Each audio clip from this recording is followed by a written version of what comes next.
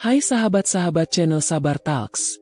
Bayangkan hatimu tercabik saat surat berisi kata perpisahan kau kirimkan, bukan dengan tatap mata, bukan dengan genggaman tangan, tapi lewat amplop pos, kepada suami yang sedang berduaan mesra dengan selingkuhannya di hotel luar kota.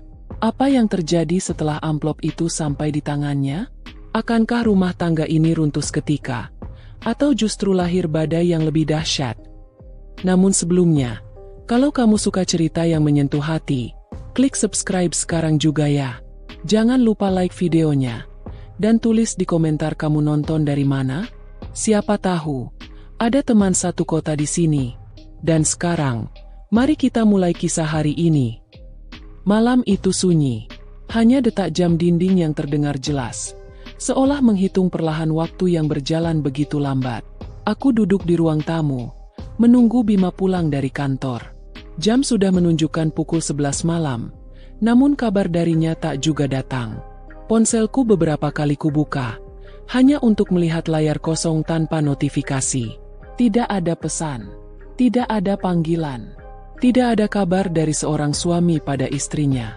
Dulu, Bima tidak pernah seperti ini. Ia selalu pulang sebelum maghrib, membawa senyum, lalu menceritakan lelahnya seharian di kantor. Tapi belakangan, wajahnya kian asing bagiku. Ponselnya selalu digenggam erat, seolah ada sesuatu yang ia sembunyikan. Dan setiap kali ada notifikasi masuk, senyum samar terbit di wajahnya. Senyum yang bukan lagi untukku. Aku menunduk, merasakan perih merayap di dada. Aku tahu, ada yang berubah. Bukan hanya sikapnya, tapi juga hatinya. Sebagai istri, aku bisa merasakan jarak yang kian membentang di antara kami. Keesokan harinya, saat sarapan, aku memberanikan diri membuka pembicaraan. Mas, belakangan ini sering sekali lembur. Ada proyek baru ya? Tanyaku pelan, sambil meletakkan secangkir kopi di hadapannya. Bima menatapku singkat. Ya, banyak kerjaan. Jangan terlalu dipikirin, jawabnya singkat, lalu sibuk dengan ponselnya. Ia menunduk, jarinya lincah mengetik sesuatu, tanpa memedulikan tatapanku. Aku menahan napas. Ada rasa sesak yang sulit kuungkapkan. Aku ingin sekali bertanya, kamu chat siapa? Tapi lidahku keluh. Takut pertanyaan itu justru memicu pertengkaran. Hari-hari berikutnya, kecurigaanku makin menjadi. Ia sering pulang larut, bahkan beberapa kali menginap dengan alasan dinas keluar kota. Anehnya, dinas itu terlalu sering, tidak seperti biasanya. Aku sempat mencoba menelponnya suatu malam ketika ia mengaku berada di Bandung untuk urusan kantor. Tapi teleponku tidak pernah diangkat. Hanya pesan singkat darinya yang masuk beberapa jam kemudian. Maaf, lagi rapat, jangan ganggu. Air mataku menetes saat itu. Kata-kata yang terasa dingin, dingin sekali. Bukan hanya sekadar pesan, tapi seolah tembok tebal yang memisahkan kami. Aku merindukan Bima yang dulu, yang selalu sabar mendengar ceritaku, yang selalu memastikan aku baik-baik saja. Kini, yang tersisa hanya bayangannya. Beberapa kali aku mencoba menutup mata, meyakinkan diri bahwa mungkin memang benar ia sibuk bekerja. Aku memaksa hatiku untuk percaya, meski nuraniku terus berteriak bahwa ada sesuatu yang disembunyikan. Malam berikutnya, aku terjaga sendirian di kamar tidur. Lampu sudah kupadamkan, hanya cahaya redup dari luar jendela yang masuk. Aku meraih ponselku, membuka galeri foto. Foto-foto lama kami terpampang jelas. Aku dan dia tersenyum di pantai, di restoran, di rumah. Senyum itu kini terasa asing. Seolah sudah bukan milikku lagi. Hatiku digelayuti resah. Perasaan curiga ini terus mengganggu pikiranku, membuatku sulit tidur, membuatku terus membayangkan kemungkinan terburuk. Aku merasa seperti orang asing dalam rumah tanggaku sendiri. Aku tidak tahu sampai kapan aku bisa bertahan dalam kebisuan ini. Tapi satu hal yang pasti, retakan itu sudah mulai terlihat. Retakan yang suatu saat akan meruntuhkan segalanya. Dan benar saja, pagi itu, retakan itu semakin jelas. Bima baru pulang subuh. Langkahnya berat dan terburu-buru masuk ke kamar. Aku yang sudah terjaga sejak tengah malam, hanya berpura-pura tidur. Namun kelopak mataku bergetar menahan perasaan.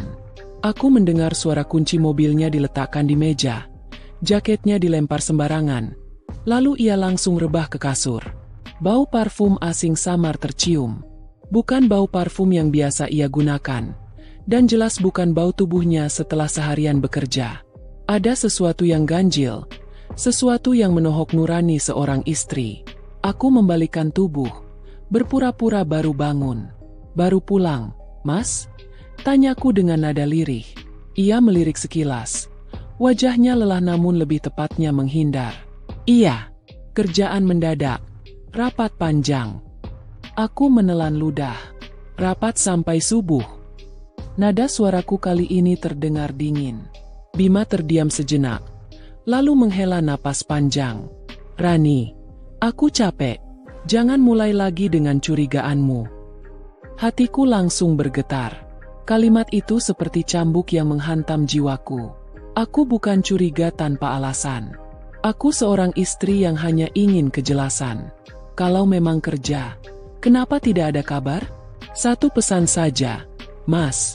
Apa itu terlalu sulit untuk dilakukan? Tanyaku, kali ini dengan suara yang meninggi. Bima bangkit dari tidurnya, menatapku dengan mata yang sayu namun penuh ketus. Kamu ini kenapa sih? Aku kerja banting tulang untuk kita. Kamu enak-enakan di rumah. Bukannya ngertiin, malah curigaan terus. Aku capek, Ran. Bener-bener capek. Ucapan itu membuatku terdiam, tapi sekaligus memicu kemarahan yang selama ini kupendam. Aku menggenggam ujung selimut erat-erat. Mataku basah. Aku tidak butuh uangmu kalau hanya dibarengi kebohongan. Aku butuh suamiku. Mas, aku butuh rasa aman, bukan alasan yang penuh celah. Suasana kamar menjadi panas. Hening, tapi tegang. Bima mendengus, lalu mengambil bantal cadangan dan melemparkannya ke sofa di ruang tamu. Kalau kamu nggak bisa berhenti ngomel, aku tidur di luar. Ia melangkah pergi dengan wajah kesal, meninggalkan aku yang masih duduk di tepi ranjang dengan tubuh gemetar. Untuk pertama kalinya sejak menikah, aku merasa benar-benar sendirian. Malam itu, pertengkaran kecil kami meletupkan bara yang jauh lebih besar dari yang terlihat. Siangnya, aku mencoba bersikap normal. Aku menyiapkan makan siang seperti biasa, menata meja dengan rapi, berharap suasana bisa lebih tenang. Namun Bima tidak menyentuhnya. Ia hanya mengambil kunci mobil lalu keluar rumah tanpa sepatah kata pun. Aku menatap punggungnya dari balik jendela. Dadaku sesak. Rumah yang biasanya hangat kini terasa dingin seperti penjara. Beberapa hari setelahnya, pertengkaran kecil itu makin sering terjadi. Kadang hanya karena aku bertanya kenapa ia pulang larut, atau karena aku merasa ia terlalu sibuk dengan ponselnya. Jawabannya selalu sama, ketus, marah, atau diam seribu bahasa. Malam itu, aku nekat.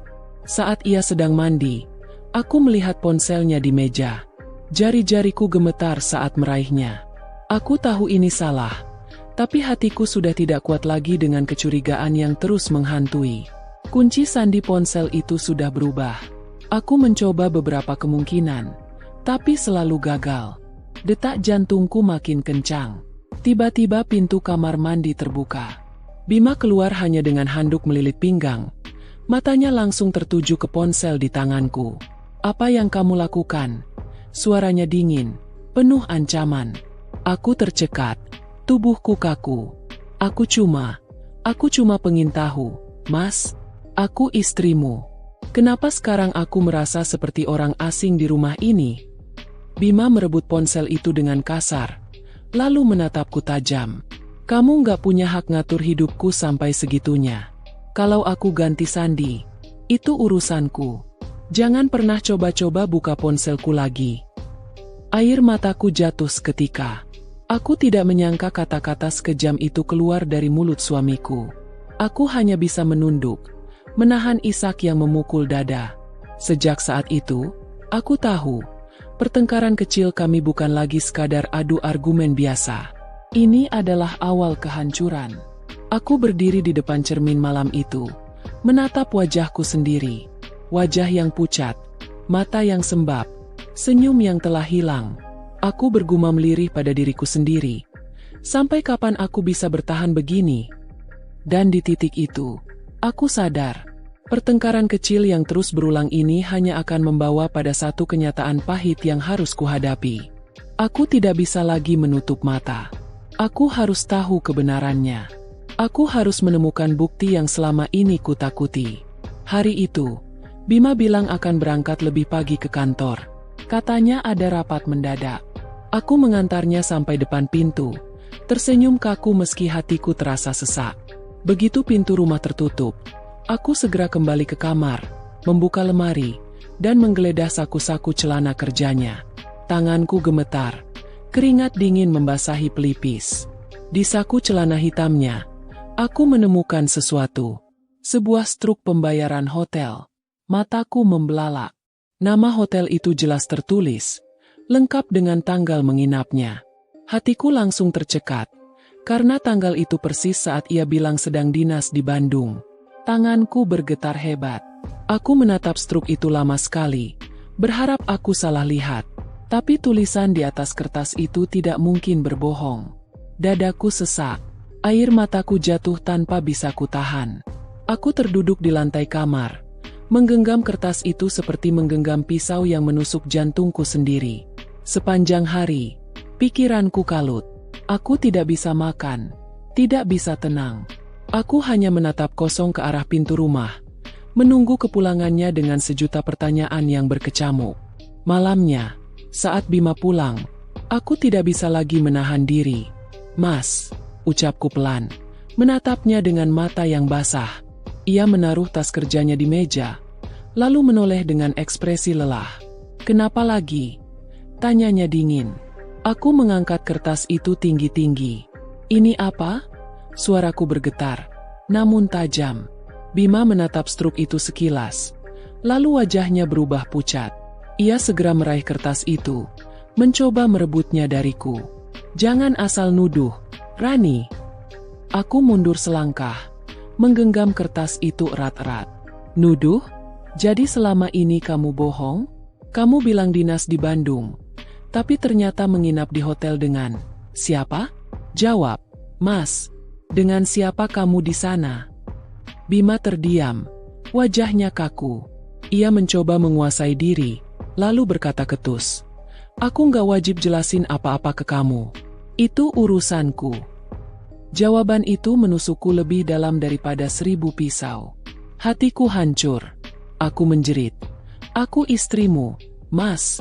Kalau bukan ke aku kamu jelasin, ke siapa lagi?" Ia hanya menatapku dingin, lalu melangkah menuju kamar mandi tanpa sepatah kata. Aku jatuh tersungkur di lantai, menangis sekencang-kencangnya. Tangisku menggema di seluruh rumah yang kini terasa asing bagiku. Beberapa hari setelah kejadian itu, aku berusaha mencari tahu lebih jauh. Aku tidak bisa hanya berdiam diri. Dengan keberanian yang tersisa, aku mendatangi hotel yang tertera di struk itu. Aku bertanya ke resepsionis, menunjukkan tanggal yang tercatat. Wajah petugas hotel sempat ragu, lalu akhirnya membenarkan bahwa kamar itu memang dipesan atas nama Bima. Dan ketika kutanya apakah ia menginap sendiri, petugas itu menjawab hati-hati, "Maaf, Bu, setahu saya, beliau tidak sendirian." Kakiku lemas. Dunia seakan runtuh. Aku keluar dari hotel itu dengan tubuh gemetar, berjalan tanpa arah di trotoar.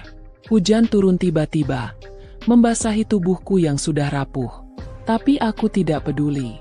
Yang kupikirkan hanya satu, Bima benar-benar telah mengkhianatiku. Malamnya, aku menatap wajah Bima yang tertidur pulas di sampingku. Rasanya ingin sekali aku membangunkannya, menjerit, dan menumpahkan semua sakit yang kurasakan. Tapi aku tidak sanggup. Aku hanya bisa memandangi wajahnya sambil menangis dalam diam. Hari-hari berikutnya, bukti demi bukti terus bermunculan. Aku sering menemukan parfum asing di bajunya, sisa lipstik samar di kerah kemeja putihnya. Bahkan sekali waktu, aku menemukan anting kecil yang bukan milikku di dalam mobilnya. Semua itu membuktikan satu hal, ada wanita lain di hidupnya. Aku semakin yakin, aku sudah tidak lagi menjadi satu-satunya. Dan kenyataan itu membuatku hampir kehilangan akal. Namun satu hal yang pasti, aku tidak akan tinggal diam. Aku tidak bisa terus-menerus menjadi istri yang dibodohi. Aku harus memutuskan sesuatu, meski itu berarti mengorbankan segalanya. Di malam yang sunyi, aku menatap cermin sekali lagi. Wajahku penuh luka batin, tapi mataku kini berbeda. Ada api yang menyala. Api yang lahir dari sakit hati, dari pengkhianatan, dari cinta yang dikhianati. Aku berbisik pada diriku sendiri. Cukup, aku harus memilih jalanku sendiri. Dan sejak malam itu, hatiku mantap. Aku tidak akan lagi tinggal dalam kebohongan ini. Namun keyakinan itu tidak serta-merta membuat langkahku ringan. Hari-hari setelah semua bukti kutemukan justru terasa lebih berat. Aku hidup dengan dua wajah. Wajah di luar yang tersenyum, dan wajah di dalam yang hancur.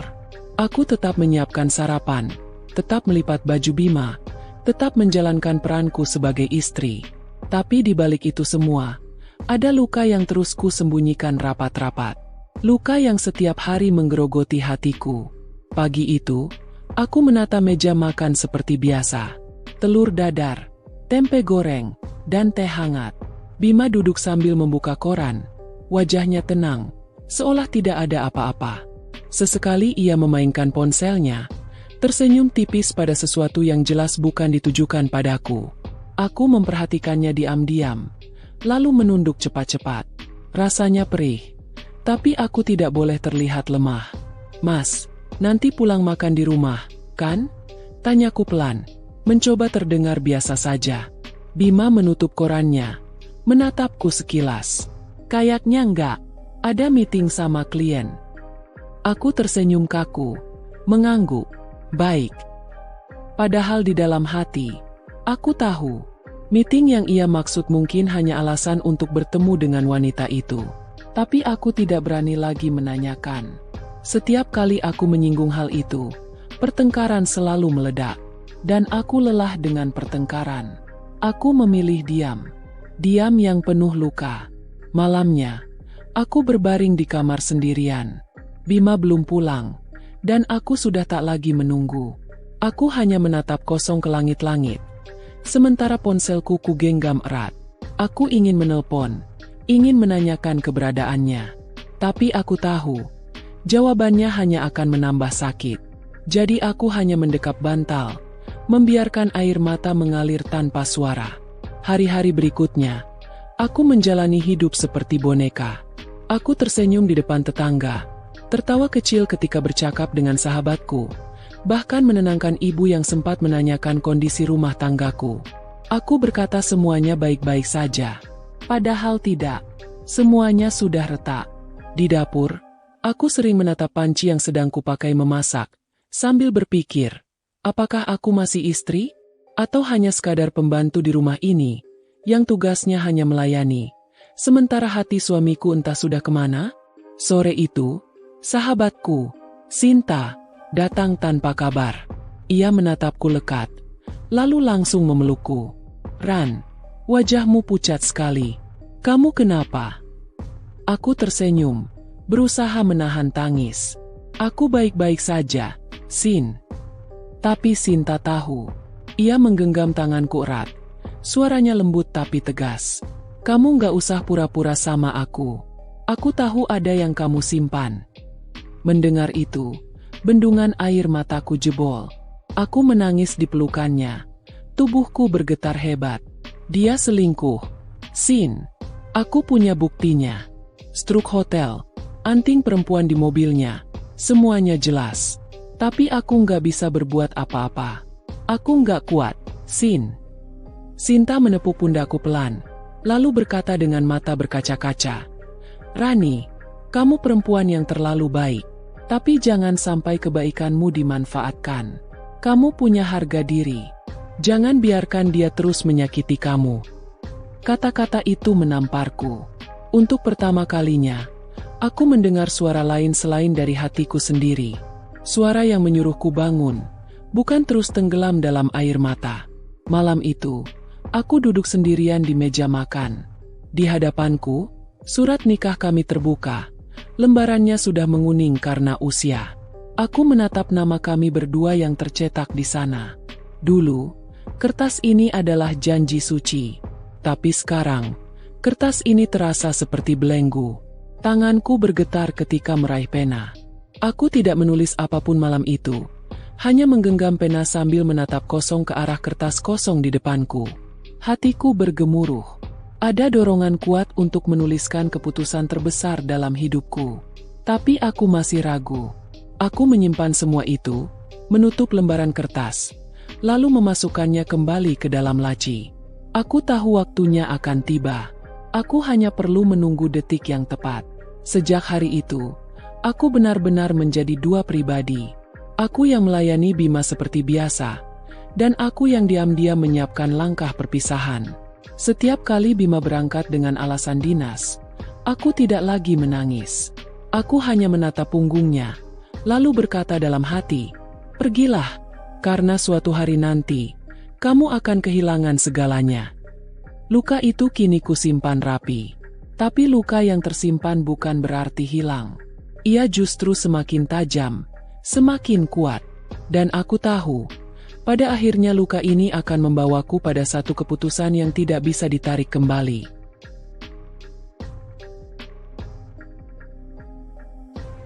Hari itu hujan turun deras. Langit kelabu seperti ikut menanggung beban hatiku. Aku duduk di ruang tamu, menatap jendela yang basah oleh titik-titik air. Suara gemuruh petir membuat rumah semakin sunyi. Bima sudah 2 hari tidak pulang. Katanya ada perjalanan dinas ke Semarang. Aku tidak lagi percaya. Tapi aku juga tidak mau lagi berdebat. Di tengah kesunyian itu, pintu rumahku diketuk. Aku berjalan pelan, membukanya. Ternyata Sinta berdiri di depan dengan payung basah. Wajahnya penuh cemas. Aku nggak bisa tenang, Ran. Aku kepikiran kamu terus. Makanya aku datang. Aku tersenyum samar, berusaha menyembunyikan gelombang air mata yang sudah siap pecah. Masuklah, Sin. Ia masuk, menaruh payungnya di pojok pintu, lalu menatapku dalam-dalam. Kamu makin kurus, Ran. Lihat wajahmu. Ini bukan kamu yang dulu. Aku menunduk, menahan tangis. Aku mencoba kuat, Sin. Tapi rasanya semakin hari semakin berat. Sinta menggenggam tanganku. Suaranya bergetar. Ceritalah lagi sama aku. Jangan pendam sendiri. Aku menatapnya. Lalu dengan suara lirih aku mulai bercerita. Tentang struk hotel yang kutemukan. Anting perempuan di mobil Bima. Parfum asing di bajunya. Dan bagaimana setiap kali aku mencoba bicara, jawabannya selalu dingin atau penuh amarah. Aku menceritakan semuanya tanpa ada yang kusembunyikan. Air mata jatuh satu persatu di pipiku. Aku tidak bisa menghentikannya. Aku sudah tidak tahu lagi siapa suamiku, Sin. Aku tidur di sampingnya. Tapi rasanya dia jauh sekali. Jauh. Seolah aku hanya bayangan yang tak berarti. Sinta menatapku lama. Matanya juga basah. Ran, kamu perempuan baik. Tapi kebaikanmu jangan sampai membunuhmu sendiri. Kamu berhak bahagia. Kamu berhak dihargai. Aku menghela napas panjang. Aku masih sayang, Sin. Aku masih berharap dia berubah. Tapi setiap kali aku melihat bukti-bukti itu, hatiku hancur lagi. Sinta mengangguk pelan. Aku tahu kamu sayang. Tapi sayang itu nggak bisa hidup sendirian. Ran, kalau hanya kamu yang berjuang, itu bukan lagi cinta, tapi penyiksaan. Kata-kata itu menancap dalam di hatiku. Aku menatap Sinta, lalu berbisik. Aku ingin pergi, Sin. Aku ingin melepaskan semua ini. Tapi aku takut. Aku takut menghadapi semuanya sendirian. Sinta menggenggam tanganku lebih erat. Suaranya tegas. Kamu nggak sendiri. Aku ada di sini. Dan ingat, Allah selalu bersama orang yang dizalimi. Jangan takut, Ran. Kamu harus berdiri untuk dirimu sendiri. Aku terisak. Kata-kata itu seperti cahaya kecil dalam gelap yang panjang. Untuk pertama kalinya, aku merasa ada yang mendukungku, Ada yang mendorongku untuk berani. Hari-hari berikutnya, aku semakin sering berbicara dengan Sinta. Ia selalu menelponku setiap malam, memastikan aku tidak larut dalam kesedihan. Suaranya menjadi sandaran di tengah rumah yang semakin dingin. Suatu malam, aku bercerita padanya tentang rencana yang mulai muncul di pikiranku. Sin, aku kepikiran buat tulis surat. Surat perpisahan. Aku nggak sanggup ngomong langsung ke Bima. Aku tahu dia nggak akan mau mendengar. Tapi mungkin lewat surat, aku bisa menyampaikan semuanya. Sinta terdiam sejenak, lalu berkata lirih. Kalau itu yang bisa membuatmu lega, lakukanlah. Tulis semua perasaanmu. Jangan ada yang kamu tahan. Biarkan dia tahu apa yang sudah dia hancurkan. Aku mengangguk. Meski suaraku bergetar. Aku takut. Sin, takut setelah ini aku benar-benar sendirian. Sendiri lebih baik daripada terus hidup dalam luka. Ran, jawab Sinta tegas. Kadang kehilangan justru jalan untuk menemukan dirimu kembali. Malam itu, setelah telepon ditutup, aku duduk di meja kerja. Kertas kosong dan pena sudah ada di hadapanku. Tanganku gemetar saat mulai menulis. Kata demi kata keluar dari hatiku. Tentang betapa aku pernah mencintainya dengan sepenuh jiwa.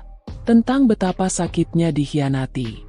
Tentang betapa aku tidak lagi sanggup bertahan. Setiap kata yang kutulis, air mataku menetes membasahi kertas. Tapi anehnya, ada sedikit rasa lega di dalamnya. Seolah aku sedang membebaskan diriku dari penjara panjang. Surat itu belum selesai. Aku menutupnya malam itu. Menyimpannya di laci. Tapi aku tahu, suatu saat nanti, surat itu akan sampai ke tangannya. Beberapa hari kemudian, Bima pulang setelah 3 hari pergi. Wajahnya tampak segar, berbeda dari biasanya. Ia bahkan bersenandung kecil sambil meletakkan tasnya. Aku memperhatikannya dari jauh. Hatiku kembali bergetar. Bagaimana bisa seseorang yang dulu begitu kucintai kini membuatku merasa asing? Mas capek? Tanyaku pelan. Lumayan, jawabnya singkat. Lalu duduk di sofa, sibuk dengan ponselnya lagi. Senyumnya muncul setiap kali layar ponsel itu berbunyi. Senyum yang sudah lama tidak kuterima. Aku menatapnya lama, lalu menunduk. Air mataku hampir jatuh lagi. Tapi aku cepat-cepat bangkit menuju dapur, berpura-pura sibuk. Aku tidak ingin ia melihat kelemahanku. Di kamar malam itu, aku berbaring membelakangi Bima. Ia sibuk dengan ponselnya, tertawa kecil beberapa kali. Aku tahu, ia sedang bersama perempuan itu, meski hanya lewat layar. Aku menggenggam bantal erat-erat, berbisik dalam hati. Sabar, Ran. Waktumu akan tiba. Sinta benar. Aku tidak bisa selamanya begini.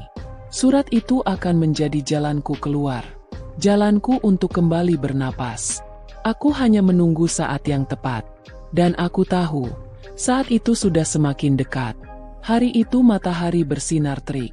Tidak seperti biasanya. Aku bangun dengan hati yang gelisah sejak pagi. Suasana rumah tampak hening. Hanya terdengar suara kipas angin berputar pelan. Bima sudah keluar lebih awal, meninggalkan sisa aroma parfum yang bukan miliknya. Aroma itu asing, menyengat, dan menusuk hatiku. Lagi-lagi, aku merasa sedang berbagi rumah dengan orang yang tak lagi ku kenal. Aku menatap meja kerja di sudut kamar. Di dalam laci, surat itu masih terlipat rapi. Kertas yang sudah menampung sebagian besar air mataku. Kertas yang menyimpan rahasia paling pahit dalam hidupku. Hanya membayangkan surat itu sampai di tangan Bima saja, membuat jantungku berdegup lebih kencang. Hari-hari terakhir terasa semakin berat. Bima jarang sekali menyapaku. Jika bicara, suaranya singkat, datar, dan seringkali ketus. Kadang aku bertanya-tanya, bagaimana mungkin seseorang bisa berubah secepat itu? Dulu ia begitu hangat, begitu perhatian. Bahkan sekadar menanyakan apakah aku sudah makan pun bisa membuatku tersenyum seharian. Kini, aku bahkan seperti udara di rumah ini. Ada atau tidak, sama sekali tidak berpengaruh baginya. Sore itu, aku memberanikan diri untuk menelponnya. Kupikir, Setidaknya sekali saja aku harus mencoba bicara dengan cara yang baik. Nada dering berulang kali terdengar sebelum akhirnya ia mengangkat. Halo. Suaranya berat. Jelas tidak senang diganggu. Mas, kamu lagi di mana? Tanyaku hati-hati. Ada urusan. Kenapa? Jawabnya cepat. Aku menelan ludah. Mencoba menahan gemetar di suaraku. Aku cuma kangen. Rumah sepi sekali tanpa kamu. Di ujung sana terdengar tawa kecil. Tawa yang membuatku merasa semakin ditertawakan. Aku sibuk. Rani, jangan lebay. Kalau sepi ya keluar. Main sama temanmu. Jangan nempel terus sama aku. Kalimat itu menamparku lebih keras daripada bentakan apapun. Air mataku menetes sebelum aku sempat menutup telepon. Aku terdiam. Membiarkan nada sambungan terputus sendiri. Setelah itu, aku duduk mematung di kursi ruang makan. Hatiku bergolak. Mungkin inilah waktunya. Aku tidak bisa menunggu lagi. Semua luka ini semakin menganga. Dan aku tahu jika aku bertahan lebih lama, aku akan kehilangan diriku sendiri. Malamnya, aku menelpon Sinta. Suaraku bergetar saat berkata, "Sin, aku rasa waktunya sudah datang." Sinta terdiam sejenak. "Maksudmu, surat itu?" Aku mengangguk meski ia tidak bisa melihat. "Ya, aku tidak sanggup lagi. Aku akan kirimkan surat itu. Lewat pos." Suara Sinta terdengar tegas. "Kalau itu keputusanmu, aku mendukungmu. Tapi ingat, Ran, setelah ini hidupmu akan berubah. Kamu harus siap." Aku menutup mata. Menarik napas panjang. Aku lebih siap menghadapi perubahan daripada terus disiksa seperti ini. Keesokan harinya, aku menyalin surat itu ke dalam kertas baru. Kutulis dengan rapi. Kutambahkan beberapa kalimat terakhir yang selama ini kutahan. Kalimat perpisahan. Kalimat yang mungkin akan mengakhiri segalanya. Tanganku bergetar saat melipatnya. Memasukkannya ke dalam amplop putih. Lalu menuliskan nama dan alamat Bima. Aku menatap tulisan tanganku sendiri. Air mata kembali jatuh. Rasanya seperti sedang menuliskan nisan untuk pernikahanku sendiri. Aku berjalan ke kantor pos siang itu. Matahari terasa terik sekali. Seakan seluruh dunia tahu betapa panasnya dadaku. Setiap langkah terasa berat. Tapi aku terus berjalan. Sesampainya di loket, aku menyerahkan amplop itu. Petugas menatap sekilas lalu menimbangnya. "Mau kilat khusus, Bu?" tanyanya. Aku mengangguk cepat. Suaraku tercekat. "Ya, kirim secepatnya." Saat tanda terima berada di tanganku, aku terdiam.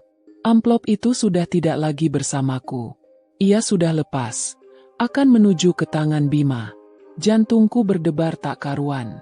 Antara lega, takut, dan hancur bercampur jadi satu. Malam itu, aku tidak bisa tidur. Tubuhku gemetar memikirkan reaksi Bima saat menerima surat itu. Apa ia akan marah besar? Apa ia akan menghubungiku? Atau justru diam saja? Seolah aku bukan siapa-siapa lagi? Jam dinding berdetak keras. Setiap detiknya seperti mengiris telingaku. Aku berbaring membelakangi ponselku yang terus tergeletak di meja. Tidak ada telepon. Tidak ada pesan. Hanya sunyi. Keesokan harinya, aku bangun dengan wajah sembab. Aku menatap ponselku. Tetap tidak ada kabar. Perutku terasa mual. Pikiranku kacau. Aku tahu, mungkin surat itu baru akan sampai sore nanti atau esok pagi. Tapi menunggu adalah penyiksaan tersendiri. Hari itu terasa panjang sekali. Aku mencoba memasak, tapi tidak ada selera untuk makan. Aku mencoba membersihkan rumah, tapi pikiranku tetap kacau. Setiap suara motor yang lewat di depan rumah membuatku melompat, berharap Bima tiba-tiba pulang. Sore menjelang malam, aku menerima pesan dari Sinta. "Kamu gimana, Ran?" Aku hanya menjawab singkat, "Belum ada kabar." Sinta membalas cepat, "Kuatkan hati. Apapun yang terjadi nanti, kamu nggak sendirian." Pesan itu membuat air mataku mengalir lagi. Aku merasa sedikit lebih tenang, meski bayangan reaksi Bima terus menghantui. Malamnya, Sekitar pukul 9, ponselku berdering. Nama Bima muncul di layar. Jantungku hampir meloncat keluar. Aku gemetar saat mengangkat. "Rani." Suaranya keras, marah. "Apa maksudmu mengirim surat ini lewat pos? Kamu pikir ini lucu? Kamu main-main dengan aku." Tanganku bergetar, tapi aku mencoba bicara pelan. "Aku nggak main-main, Mas. Semua yang kutulis itu perasaanku yang sebenarnya." "Apa kamu sudah gila?" bentaknya lagi. "Kamu berani-beraninya mempermalukan aku seperti ini. Surat cerai lewat pos? Apa kata orang kalau tahu?" Air mataku jatuh, tapi aku mencoba tegar. Aku tidak peduli apa kata orang. Aku hanya ingin melepaskan diriku dari semua luka ini. Hening sejenak. Napasnya terdengar berat di ujung sana. Lalu suaranya menurun. Dingin. Menusuk. "Kamu pikir kamu bisa hidup tanpa aku, Ran? Kamu pikir kamu bisa bertahan sendirian? Kita lihat saja nanti." Telepon itu ditutup begitu saja. Aku terdiam. Tubuhku gemetar hebat. Kata-katanya terasa seperti ancaman. Aku tahu, badai baru saja dimulai. Malam itu aku duduk di lantai kamar, menangis tanpa suara. Aku sadar, dengan satu surat, aku telah membuka pintu yang tak bisa ditutup kembali. Tapi di balik semua ketakutan itu, ada sedikit rasa lega. Setidaknya aku sudah melangkah. Setidaknya aku sudah memilih. Aku menatap jendela yang gelap, lalu berbisik lirih. "Ya Allah, kuatkan aku. Apapun yang akan terjadi, jangan biarkan aku kembali goyah." Dan sejak malam itu, hidupku berubah untuk selamanya. Suara ancaman Bima di telepon masih terus bergema di telingaku. Kata-katanya bukan hanya menyakitkan, tapi juga menakutkan. "Kita lihat saja nanti." Kalimat itu seolah menyimpan amarah yang siap meledak kapan saja. Aku tidak bisa tidur semalaman. Bayangan wajah Bima yang merah karena marah, tangannya yang biasa mengepal setiap kali emosi, dan tatapannya yang dingin membuat tubuhku menggigil. Pagi itu aku bangun dengan kepala berat. Lingkaran hitam di bawah mataku jelas terlihat. Aku menatap bayanganku di cermin kamar mandi. Wanita yang berdiri di sana tampak asing. Matanya kosong, seolah hidup tanpa cahaya. "Apa ini aku?" bisikku lirih. Belum sempat aku membasuh wajah, ponselku berdering. Nomor Bima. Jantungku berdetak kencang. Tanganku hampir menjatuhkan ponsel. Dengan ragu aku mengangkat. "Rani." Suaranya dingin. "Tak ada salam. Besok aku pulang. Kita harus bicara." Aku tercekat. Tidak mampu menjawab. "Dengar baik-baik. Aku tidak mau ada drama. Kamu tunggu aku di rumah. Kalau kamu berani kabur, aku akan cari sampai dapat. Paham?" "Mas." Suaraku bergetar. Tapi belum sempat aku melanjutkan, telepon sudah ditutup. Aku berdiri mematung. Ponsel masih di genggaman. Tubuhku gemetar. Bukan hanya karena takut, tapi juga karena marah. Kenapa selalu aku yang harus tunduk? Kenapa selalu aku yang dianggap lemah? Hari itu aku menghubungi Sinta. Dengan suara terbata aku menceritakan telepon pagi tadi. Sinta menarik napas panjang di ujung sana. "Ran, kamu harus siap mental. Kalau dia pulang dengan marah, jangan hadapi sendirian. Aku bisa datang menemanimu." Aku menggeleng meski ia tak bisa melihat. "Aku tidak mau kamu terlibat, Sin. Aku harus menghadapinya sendiri. Ini rumah tanggaku. Ini pertempuranku." "Ran." Suara Sinta lirih, penuh kekhawatiran. "Aku takut dia melukaimu." Aku menelan ludah. Ketakutan itu juga ada di hatiku. Tapi aku mencoba tegar. Aku sudah terlalu lama terluka. Sin, jika aku tidak berdiri sekarang, kapan lagi? Hari berjalan lambat sekali. Aku tidak bisa makan, tidak bisa tidur siang. Setiap suara di luar rumah membuatku terlonjak. Seolah Bima sudah tiba lebih cepat. Aku mencoba menenangkan diri dengan membaca doa. Tapi tetap saja hatiku berdegup kencang. Malam menjelang. Aku duduk di ruang tamu, menatap pintu. Rumah terasa sunyi sekali, hanya suara detak jam yang terdengar. Aku membayangkan esok pintu itu akan terbuka, dan Bima berdiri di sana dengan wajah penuh amarah. Aku berbisik lirih, "Ya Allah, lindungi aku." Keesokan paginya, sejak matahari naik, aku sudah merasa gelisah. Setiap detik terasa seperti menunggu ledakan. Aku berulang kali mengecek pintu, jendela, bahkan kunci rumah. Aku ingin memastikan setidaknya aku punya sedikit kendali. Siang menjelang sore, sebuah mobil berhenti di depan rumah. Jantungku seperti berhenti berdetak. Dari balik gorden, aku melihat Bima turun dengan langkah cepat. Wajahnya tegang, matanya tajam. Aku mundur beberapa langkah. Tubuhku gemetar. Pintu rumah dibuka keras. "Rani!" Suaranya menggema di seluruh rumah. Aku berdiri di ruang tamu, mencoba tegak meski kakiku bergetar. "Mas!" Bima menutup pintu dengan bantingan keras, lalu berjalan mendekat. "Apa maksudmu mengirim surat cerai itu lewat pos? Hah? Kau ingin mempermalukan aku?" Aku menarik napas panjang. "Aku hanya ingin menyampaikan apa yang selama ini tidak bisa kudapatkan darimu. Aku ingin kau tahu bagaimana hancurnya aku." Bima menatapku tajam. Suaranya naik. "Kamu pikir aku peduli dengan dramamu? Kamu tahu betapa suratmu itu bisa menghancurkan reputasiku kalau sampai orang lain lihat? Kamu egois, Ran." Air mataku jatuh, tapi aku mencoba menguatkan suara. "Egois? Aku yang selama ini menutup mata atas perselingkuhanmu. Aku yang menelan semua sakit, berharap kamu berubah. Aku yang hidup sendirian di rumah ini meski statusku istri. Siapa yang egois sebenarnya, Mas?" Wajah Bima memerah. Tangannya mengepal. Aku mundur satu langkah, tapi ia semakin maju.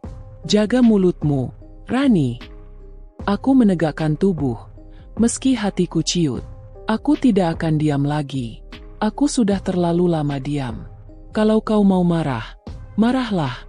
Tapi aku tidak akan menarik ucapanku. Aku ingin bercerai. Ruangan itu hening sesaat. Hanya terdengar napas Bima yang memburu. Ia menatapku dengan mata merah. Lalu tiba-tiba ia menendang meja kecil di samping sofa hingga terbalik. Suara kayu jatuh membuatku terlonjak. "Kamu pikir kamu bisa lepas dari aku begitu saja?" Suaranya menggema, penuh ancaman. "Kamu pikir kamu bisa hidup tanpa aku? Kamu tidak akan mampu, Ran. Aku yang menafkahimu. Aku yang memberimu rumah ini. Tanpa aku, kamu bukan siapa-siapa." Air mataku mengalir deras, tapi aku menggeleng. Aku lebih baik jadi bukan siapa-siapa daripada terus jadi boneka yang kau injak-injak. Bima mendekat. Wajahnya hanya beberapa inci dariku. Aku bisa merasakan napasnya yang panas. Tangannya terangkat, seolah siap memukul. Aku menutup mata, bersiap menerima. Tapi tangannya berhenti di udara. Ia menurunkan pelan, lalu menoleh ke arah lain. "Kamu benar-benar nekat, Rani," katanya dengan suara rendah, nyaris berbisik, tapi penuh ancaman. "Kalau itu maumu, kita lihat seberapa jauh kamu bisa bertahan." Ia melangkah pergi, membuka pintu dengan keras, lalu keluar. Suara bantingan pintu bergema, meninggalkan rumah dalam keheningan yang menusuk. Aku jatuh terduduk di lantai, menangis sejadi-jadinya. Tubuhku gemetar hebat. Tapi di balik ketakutan itu, ada secercah kekuatan baru. Aku sudah mengucapkan kata-kata yang selama ini kutahan. Aku sudah berdiri, meski dengan tubuh bergetar. Namun aku tahu, badai ini belum berakhir. Ini baru awalnya. Dan badai amarah Bima pasti akan kembali. Lebih besar, lebih mengerikan. Aku terduduk lama di lantai. Tubuhku masih bergetar hebat. Air mataku mengalir deras, membasahi lantai dingin. Malam itu aku tidak sanggup berdiri. Jam dinding menunjukkan hampir tengah malam, tapi mataku tidak terpejam sedikit pun. Aku tahu Bima tidak main-main dengan kata-katanya. Ia pergi dengan amarah yang belum padam. Dan ketika seorang pria seperti Bima menyimpan amarah, itu bisa menjadi bom waktu yang siap meledak kapan saja. Keesokan paginya, Aku terbangun dengan mata bengkak. Suara burung di luar jendela terdengar kontras dengan suasana hatiku yang kelam. Aku memandang kamar yang berantakan akibat amukan semalam. Meja kecil masih tergeletak miring di lantai. Beberapa hiasan pecah berserakan. Itu semua menjadi saksi bisu bagaimana rumah ini berubah menjadi ladang perang. Aku berjalan pelan ke dapur, mencoba membuat teh panas untuk menenangkan diri. Tapi tanganku gemetar saat memegang cangkir. Pikiranku dipenuhi pertanyaan. Apa langkah Bima berikutnya? Apa ia akan mengajakku bicara lagi? Atau justru membuat rencana untuk melawanku di pengadilan? Tak lama kemudian, ponselku berdering. Jantungku berdegup keras melihat nama di layar. Sinta.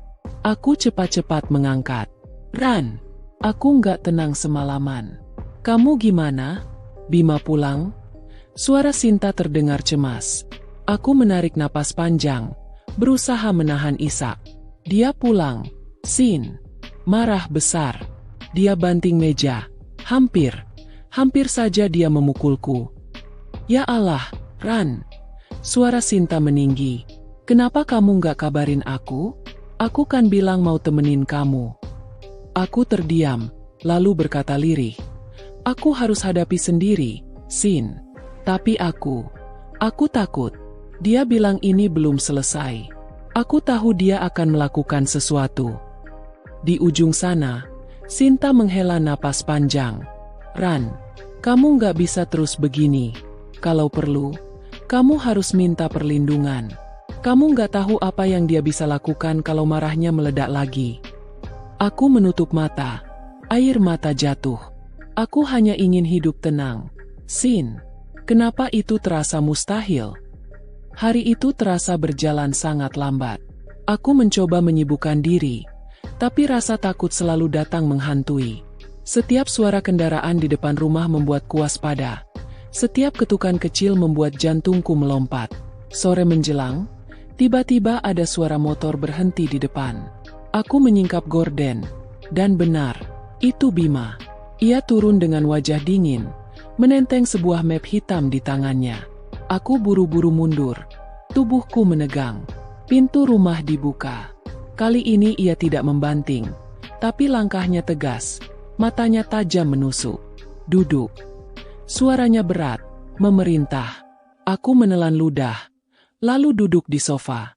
Tanganku gemetar di pangkuan. Bima meletakkan map di meja. Ia menatapku tajam, lalu berkata, "Kalau kamu benar-benar ingin bercerai, aku akan turuti. Tapi jangan pernah pikir ini akan mudah buatmu." Aku tercekat. Ucapannya seperti pisau yang menusuk jantung. "Apa maksudmu?" tanyaku lirih. Bima membuka map, menunjukkan beberapa berkas. "Aku sudah bicara dengan pengacara. Kalau kamu ingin cerai, kita akan ke pengadilan. Dan aku pastikan kamu nggak akan dapat apa-apa. Rumah ini atas nama aku. Mobil juga. Tabungan aku yang pegang. Kamu mau apa setelah itu? Hah? Mau jadi apa?" Air mataku menetes. Aku tahu selama ini semua aset memang atas nama Bima. Aku terlalu percaya, terlalu menyerahkan segalanya padanya. Dan kini, kepercayaanku dijadikan senjata untuk menghancurkanku. "Aku nggak peduli harta, Mas," jawabku lirih. "Aku hanya ingin bebas." Bima tertawa sinis. "Bebas? Kamu pikir bebas itu murah? Kamu pikir kamu bisa hidup hanya dengan kata-kata bebas?" Ia mencondongkan tubuh. Suaranya rendah namun menusuk. "Aku akan pastikan kamu menyesal, Ran. Kamu akan tahu rasanya kehilangan segalanya." Aku menunduk. Air mataku jatuh deras. Tapi di dalam hatiku ada sesuatu yang mulai bangkit. Meski kata-katanya menyakitkan, ada kekuatan yang mendorongku untuk tetap tegak. "Aku sudah kehilangan segalanya sejak kau memilih orang lain, Mas," ucapku pelan, tapi tegas. "Sekarang aku hanya ingin menemukan diriku kembali." Bima terdiam sesaat, lalu menutup map dengan keras. "Baik, kalau itu maumu, kita lihat saja siapa yang akan kalah." Ia bangkit, melangkah keluar tanpa menoleh lagi. Pintu tertutup. Aku terduduk lemas, Tapi di balik ketakutan, ada cahaya kecil. Kata-kata itu akhirnya terucap. Aku tidak lagi hanya menjadi korban. Aku sudah mulai melawan. Malam itu aku menelpon Sinta lagi, menceritakan semuanya. Suaraku bergetar, tapi lebih tegas daripada sebelumnya. Sin, dia mau ajak aku ke pengadilan. Dia bilang aku nggak akan dapat apa-apa. Sinta terdiam sesaat, lalu suaranya mantap. Kalau itu yang dia mau, kita hadapi. Aku akan carikan pengacara untukmu. Kamu nggak boleh sendirian. Hatiku terasa hangat mendengar dukungan itu. Untuk pertama kalinya, aku merasa tidak benar-benar sendirian. Hari-hari berikutnya dipenuhi ketegangan. Aku mulai mengumpulkan keberanian untuk bercerita pada keluargaku. Awalnya aku takut mengecewakan mereka. Tapi aku sadar aku butuh dukungan lebih banyak. Aku pergi ke rumah orang tuaku di kampung. Saat melihat wajah ibu, tangisku langsung pecah. Aku ceritakan semua yang terjadi, dari awal hingga surat cerai itu terkirim. Ibu menangis memelukku, sementara ayah hanya terdiam lama, wajahnya menegang. Ran, suara ayah akhirnya terdengar berat. Kamu sudah bertahan terlalu lama. Kalau ini jalanmu, ayah dan ibu akan mendukung. Aku terisak, pelukan ibu semakin erat. Aku merasa sedikit lebih kuat. Kepulangan dari rumah orang tua memberi semangat baru. Aku mulai menghubungi seorang pengacara yang direkomendasikan Sinta. Kami bertemu diam-diam, membicarakan langkah-langkah yang bisa diambil. Pengacara itu berkata dengan tegas, "Kamu tidak sepenuhnya tanpa hak, Bu Rani. Ada hukum yang melindungi. Kalau suami Anda berselingkuh, itu bisa jadi bukti kuat. Jangan takut." Aku menatapnya dengan mata berair. Tapi semua aset atas nama dia. Tidak masalah, jawabnya. Masih ada hak Gonogini. Kita akan perjuangkan. Yang penting, kamu jangan mundur. Aku mengangguk. Hatiku sedikit lebih tenang. Untuk pertama kalinya, aku merasa punya senjata untuk melawan. Namun badai belum selesai. Beberapa hari kemudian, Bima kembali ke rumah. Wajahnya tampak lebih dingin dari sebelumnya. Ia menatapku dengan mata penuh kebencian. "Kamu benar-benar nekat, Ran," katanya dengan suara rendah. "Kamu bahkan sudah siapkan pengacara. Bagus, tapi ingat, semakin jauh kamu melangkah, semakin hancur hidupmu nanti." Aku menatapnya dengan mata berair. Tapi kali ini aku tidak menunduk. Aku tidak takut lagi, Mas. Kalau hidupku harus hancur, biarlah. Asal aku tidak lagi hidup dalam penjara ini. Bima terdiam. Matanya tajam. Tapi ada kilatan lain di sana. Mungkin kaget. Mungkin marah karena aku berani melawan. Ia akhirnya berbalik. Melangkah keluar tanpa kata lagi. Aku berdiri di ruang tamu. Tubuhku bergetar. Tapi hatiku mantap. Inilah titik balikku. Aku sudah memilih jalan ini. Dan aku tidak akan mundur lagi. Kalimat itu terus bergaung di kepalaku. Seperti mantra yang berusaha aku yakini meski ketakutan masih mencengkeram. Aku tahu Bima tidak akan tinggal diam. Aku tahu langkah-langkahku sudah membuatnya merasa terpojok. Dan pria seperti Bima, ketika merasa tersudut, bisa berubah menjadi lebih berbahaya daripada sebelumnya. Malam itu aku duduk sendiri di ruang tamu. Lampu temaram. Suasana rumah sepi. Aku bisa merasakan hawa tegang di udara. Seolah-olah dinding rumah ini ikut menahan napas menunggu apa yang akan terjadi berikutnya. Aku menatap berkas-berkas yang diberikan pengacara. Surat gugatan cerai, bukti foto-foto perselingkuhan Bima yang diam-diam kukumpulkan, serta catatan kronologis semua pertengkaran kami. Semua itu ada di depanku. Semua itu adalah senjata yang aku punya. Tapi di sisi lain, ada rasa bersalah yang menusuk-nusuk. Bagaimanapun, Bima adalah suamiku. Pria yang pernah aku cintai. Pria yang pernah aku doakan setiap malam. Rasa sakit itu semakin terasa ketika aku membayangkan wajah anak-anak kami, yang entah bagaimana harus menghadapi kenyataan pahit ini. Tangisku pecah. Aku memeluk berkas-berkas itu seperti memeluk nasibku sendiri. Keesokan paginya, telepon dari pengacara membuatku sedikit lega. "Bu Rani, Saya sudah mendaftarkan gugatan.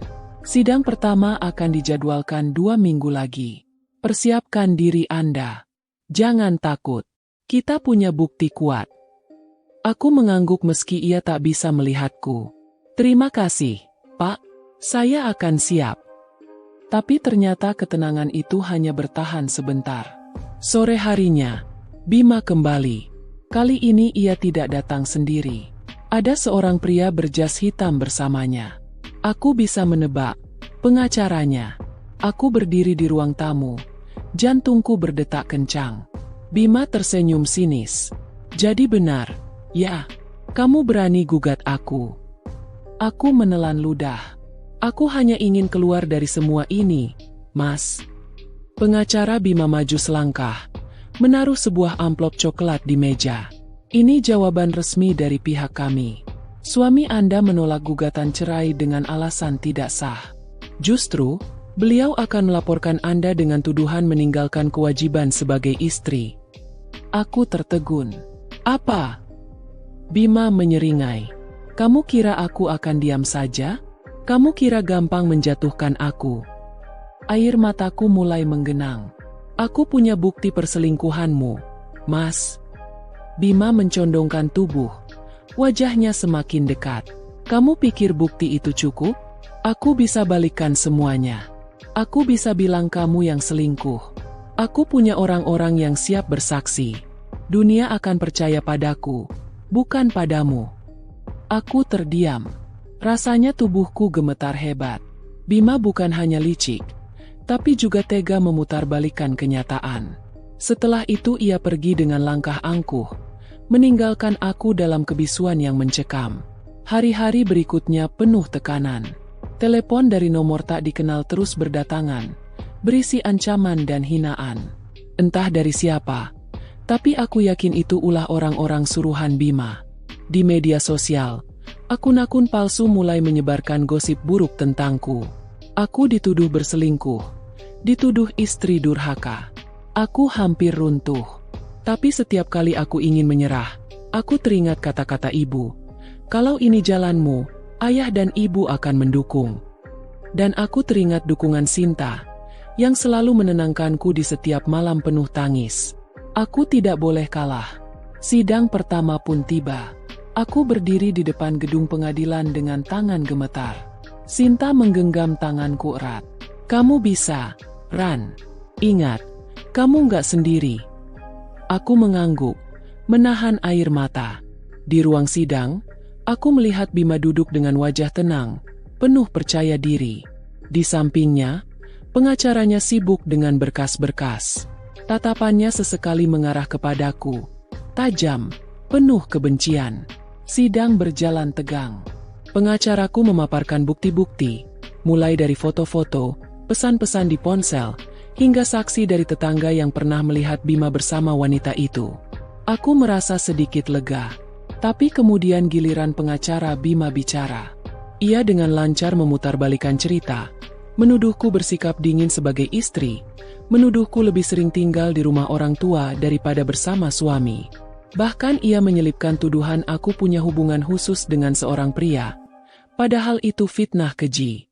Aku terisak di kursi, hampir tidak kuat mendengar semua kebohongan itu. Tapi pengacara menepuk lenganku pelan. Tenang, Bu. Kita punya kesempatan membantah semua itu. Aku menarik napas panjang, mencoba menguatkan diri. Setelah sidang selesai, aku berjalan keluar dengan langkah gontai. Bima mengejarku di halaman pengadilan. Ia berbisik di telingaku. Suaranya rendah tapi penuh ancaman. Kamu lihat, Ran? Semakin jauh kamu melangkah, semakin kamu hancur. Aku bisa buat hidupmu jadi neraka. Aku menatapnya dengan mata berair, tapi kali ini aku berani berkata, kalau itu harga yang harus aku bayar untuk bebas darimu, aku siap. Bima terdiam sejenak. Wajahnya berubah murka. Ia mendorong bahuku dengan kasar sebelum pergi. Sinta memelukku erat. Ya Allah, Ran, kamu kuat banget. Aku bangga sama kamu. Aku terisak di pelukannya. Aku tidak tahu apakah aku benar-benar kuat, tapi aku tahu satu hal, aku tidak boleh menyerah. Hari-hari selanjutnya semakin berat. Tekanan dari pihak Bima makin menjadi-jadi. Beberapa kali aku melihat orang asing mengawasi rumahku dari jauh. Aku bahkan sempat hampir ditabrak motor ketika pulang dari pasar. Entah kebetulan atau tidak, tapi aku merasa itu bukan kecelakaan biasa. Aku mulai takut keluar rumah sendirian. Tapi di sisi lain, aku semakin yakin Bima sedang panik. Dan kepanikan itu membuatnya nekat melakukan apa saja. Sampai suatu malam, aku menerima telepon mengejutkan. "Bu Rani?" Suara di ujung sana terdengar tegang. Saya sopir pribadi Pak Bima. Saya sudah lama tahu semua kelakuannya. Dan saya tidak tahan lagi melihat ketidakadilan ini. Kalau Anda mau, saya bisa jadi saksi. Saya punya rekaman percakapannya dengan wanita itu. Aku terperangah. Astagfirullah. Benar? Iya, Bu. Tapi saya takut ketahuan. Kita harus hati-hati. Air mataku mengalir deras. Terima kasih. Terima kasih banyak. Anda tidak tahu betapa ini berarti buat saya. Itu adalah cahaya harapan di tengah gelap yang menyesakan. Sidang berikutnya menjadi lebih tegang. Kali ini, sopir Bima hadir sebagai saksi. Ia dengan berani menceritakan semua yang ia lihat dan dengar. Ia bahkan memutar rekaman suara Bima yang sedang bercakap mesra dengan selingkuhannya. Ruangan sidang gempar. Bima pucat. Matanya membelalak. Aku menatapnya dengan air mata. Bukan lagi karena takut, tapi karena lega. Untuk pertama kalinya, kebenaran mulai terungkap. Pengacara Bima berusaha menyangkal, tapi bukti terlalu kuat. Hakim mulai mencatat dengan serius. Wajahnya menunjukkan perubahan sikap. Di luar ruang sidang, Bima mendekatiku dengan wajah merah padam. "Kamu berani sekali mengkhianatiku, Ran." Aku menatapnya balik. Kali ini dengan keberanian yang tidak pernah aku rasakan sebelumnya. "Bukan aku yang mengkhianati, Mas. Kamu. Dan sekarang semua orang sudah tahu siapa dirimu sebenarnya." Bima terdiam. Wajahnya penuh kebencian. Aku bisa melihat betapa ia tidak pernah menyangka aku bisa melawan sejauh ini. Hari itu aku pulang dengan hati yang lebih ringan. Aku tahu perjalanan ini masih panjang. Masih ada sidang-sidang berikutnya. Masih ada badai yang harus aku hadapi. Tapi aku sudah melewati titik terberat. Aku sudah berdiri. Aku sudah melawan. Dan untuk pertama kalinya setelah sekian lama, aku bisa melihat masa depan di ujung jalan. Masa depan yang mungkin penuh luka, tapi juga penuh harapan. Aku menatap langit malam dari jendela kamar. Air mataku menetes. Tapi kali ini bukan hanya air mata kesedihan. "Allah," bisikku lirih. "Berikan aku kekuatan sampai akhir. Aku ingin bebas. Aku ingin hidup. Aku ingin bahagia, meski tanpa dia." Doa itu masih terngiang ketika pagi itu aku kembali melangkah ke gedung pengadilan. Hati berdegup kencang. Keringat dingin mengalir meski udara belum terlalu panas. Hari ini bukan sidang biasa. Hari ini adalah penentuan. Sinta menggenggam tanganku erat. Senyumnya memberi semangat. "Ran, ini saatnya. Apapun hasilnya, kamu sudah berjuang sejauh ini. Kamu sudah menang." Aku mengangguk. Meski kerongkongan terasa kering, aku tahu di dalam sana, Bima sedang duduk dengan wajah percaya diri. Ia selalu yakin bisa menang, bisa memutarbalikkan keadaan. Tapi aku pun tidak lagi sama. Aku sudah berdiri di atas keberanian, bukan lagi ketakutan. Ruang sidang hening saat hakim memasuki ruangan. Semua berdiri, lalu duduk kembali. Jantungku serasa berhenti ketika hakim membuka map berisi berkas perkara. Setelah mendengar keterangan kedua belah pihak, memeriksa saksi-saksi, serta menimbang bukti-bukti yang diajukan, suara hakim terdengar tegas, memenuhi ruangan. Aku menahan napas. Maka, dengan ini majelis hakim memutuskan, mengabulkan gugatan penggugat, Ibu Rani, untuk bercerai dengan tergugat, Bapak Bima. Suara itu seketika menghantam dadaku. Air mataku pecah. Tubuhku gemetar. Dunia seperti berhenti sejenak.